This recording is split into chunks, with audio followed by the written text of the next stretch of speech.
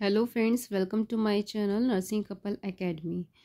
आज मैं आपको एक बहुत ही हेल्पफुल चीज़ बताने जा रही हूँ जो कि आपकी केस बुक के लिए आपको बहुत ही हेल्प करेगी। जब आप ऑप्स की केस बुक भरेंगे तो that will be helpful for you.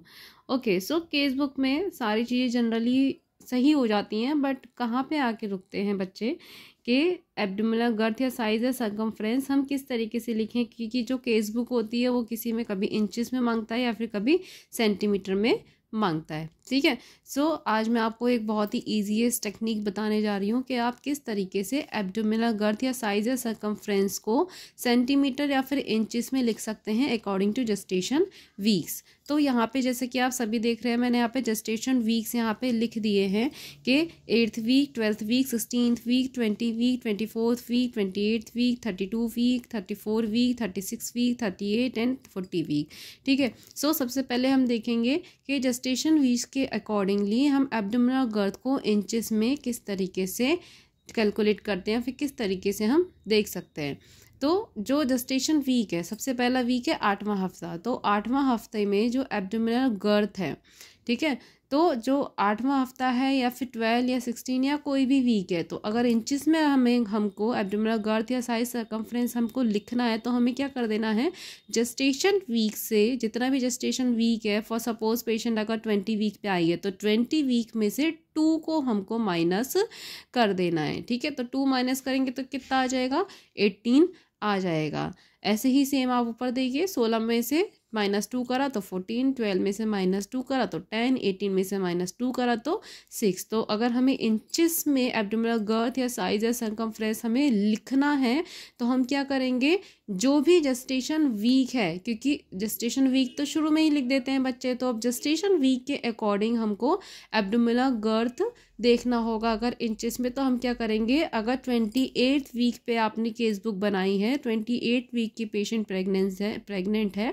तो उसकी एब्डोमिनल गर्थ अगर इंचेस में लिखनी है तो क्या कर देंगे, जो वीक हैं उसमें से -2 कर देंगे। -2 करने के बाद यहाँ पे कितना आ गया, 26 इंचेस। ठीक है, तो यहाँ पे कितना हो गया, 26 इंचेस हो गया। तो जितने भी वीक होंगे, किसी भी वीक के अगर आपने पेशेंट की केस बुक बनाई है तो आप क्या कर देंगे, उसमें से 2 को माइनस कर देंगे और वो आपका इंचेस में आंसर निकल करके आ जाएगा।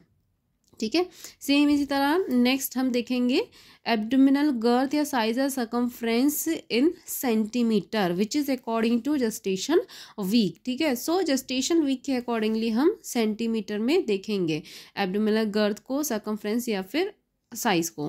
ठीक है, क्या है कि सबसे पहला जैसे कि 8th वीक है तो 8th वीक से हमें यहाँ से शुरू करना है, मतलब कि 8th वीक में हमें क्या कर देना है, +8 कर देना है। जब हम +8 कर देंगे तो यहाँ पे कितना हो गया, 16।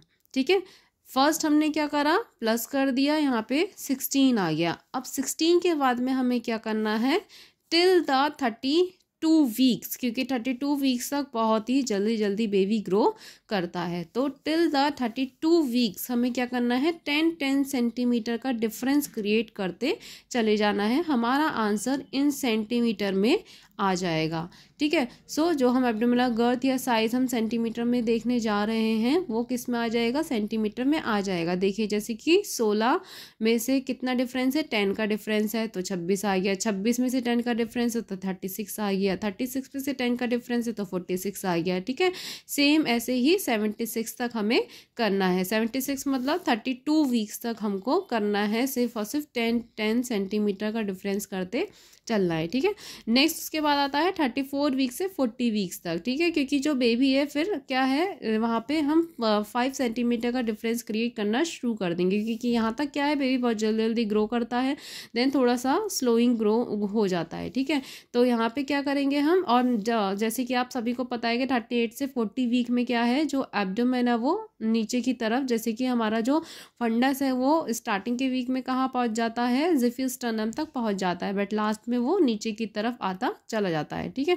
सो क्या है कि नेक्स्ट में हम क्या करेंगे, आफ्टर द 32 वीक्स हम 34 से हम क्या करेंगे, यहाँ पे 5 सेंटीमीटर का डिफरेंस क्रिएट करते चले जाएंगे। देखिए यहाँ पे 76 के बाद में 5 सेंटीमीटर का डिफरेंस है तो 81 के बाद में भी 5 का डिफरेंस है तो 86 के बाद में 5 का डिफरेंस है तो 91 के बाद 5 का डिफरेंस है तो 96। ठीक है, तो इसी तरीके से हम 5 सेंटीमीटर का डिफरेंस करते चले जाएंगे। अगर पेशेंट का जो एब्डोमिनल गर्थ है वो मोर देन 100 आता है तो ये इंडिकेट करता है एबनॉर्मल या फिर एबनॉर्मल प्रेगनेंसी को इंडिकेट करता है। ठीक है, मतलब कि बहुत ज़्यादा वीक हो चुके हैं पेशेंट के, तो 100 से ज़्यादा सेंटीमीटर में कभी भी नहीं आना चाहिए। ठीक है, अगर ऐसा इंडिकेट करता है तो वो आपकी एबनॉर्मल प्रेगनेंसी में जाएगा।